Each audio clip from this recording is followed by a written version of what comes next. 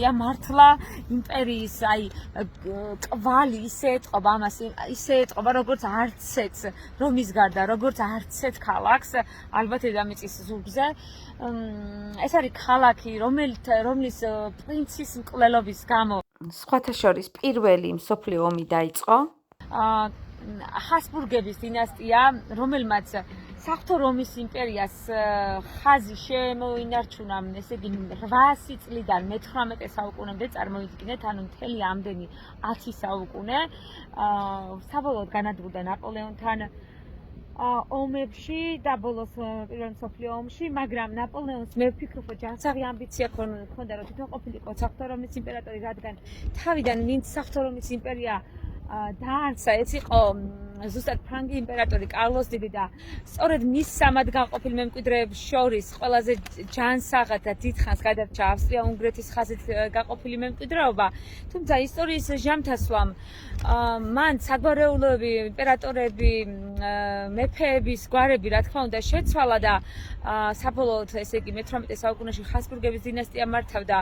სრულიად ავსტრიული გვარი ამ იმპერიას, თუმცა თავიდან ფრანგი მემკვიდრეები ყავდა საღვთო რომის იმპერიას, ამიტომაც ხოდა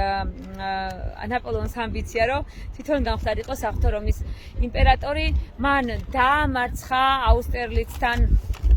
მოკლედ აუსტერლიცის ბრძოლა იყო საოცარი ბრძოლა, მას ეძახოდნენ სამი იმპერატორის ბრძოლას, ანუ რუსეთის იმპერატორი, ავსტრია-უნგრეთის იმპერატორი, ჰაბსბურგი ბატონი და თვითონ ნაპოლეონი ებრძოდა ერთმანეთს, მან ორივე იმპერატორი დაამარცხა, ამბობენ რომ ნიკოლოზ პირველი ტიროდა საერთოდ ისე გარბოდა აუსტერლიცის ბრძოლიდან, თუმცა შემდეგ უკვე ისე დაალაგდა ნაპოლეონის გარდა ესე იგი დაჭერის შემდეგ მოვლენები, რომ ავსტრია-უნგრეთმა შეინარჩუნა თავისი ტახტი,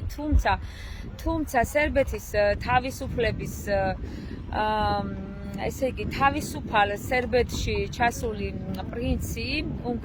ავსტრია-უნგრეთის პრინცი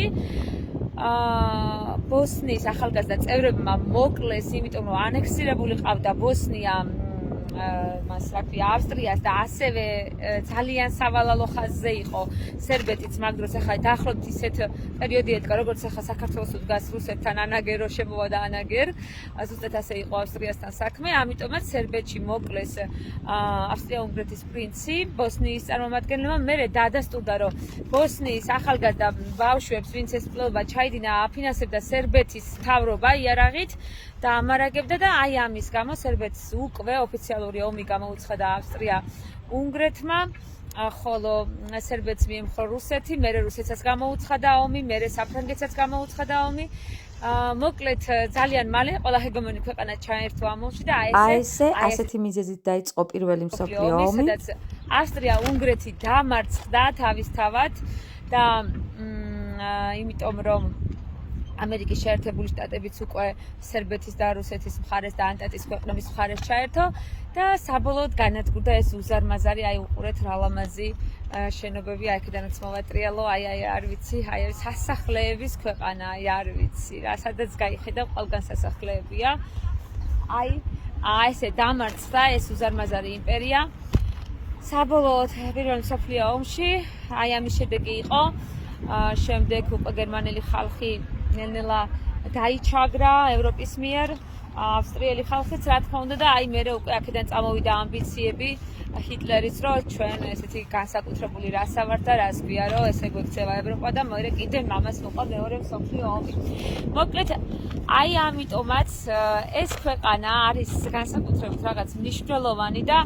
იგრძნობა რომ ესე იგი აი ამ სიმდიდრის გულისთვის, აი მართლა რა ძალიან ძლიერი იმპერია უნდა ყოფილიყო, რომ აი ესეთი დანატოვარი დაეტოვებინა. ზოგჯერ დაგაფიქრებს ეს გარემოება, მე მგონი მართლა პირველად ვაფიქრდი, უკვე აი აქ მოხვედრით შემდეგ, რომ ადამიანთა თანასწორობა არის თუ არა საჭირო. შეიძლება ეს დიდებული ადამიანებიც და ეს დიდებული საუკუნეები რაც იყო, რომლებმაც ეს დიდებული დანატოვარი დაგვიტოვეს, აუცილებელიც იყო იქნებ რა. მე უკვე ასე მგონია, არ ვიცი თქვენი აზრი. ეხლა აი აქ არის ჰოფფორდის კომპლექტი, ანუ ძალიან ბევრი სასახლე, რომელიც სულ მუზეუმებია, ბიბლიოთეკა და რა ვიცი, საოცრებები, ასე რომ მივდივართ ახლა რომ როგორმე რამდენიმეს ნახვა მაინც მოვაწვევთ. განსაკუთრებით აი ეს შენობა არის ძალიან ლამაზი, ეს არის პაპირუსების მუზეუმი ქვია, უბრალოდ მე მგონია რომ ეს არის ასე ვთქვათ არტეფაქტებია, მე მგონი აქ დაცული უძველესი და ნაციონალური რაღაც წერილობითი საბუთები. ახლა მანდ მე ვერ შევალ, იმიტომ რომ ვერ გავიგებ. კონკრეტულად კვლევარი უნდა ვიყო, ეს რომ ამით რომ ვისიამოვნო, თუმცა ბიბლიოთეკაში ნამდვილად წავარ, ბიბლიოთეკა არის საოცრება. ამბობენ რომ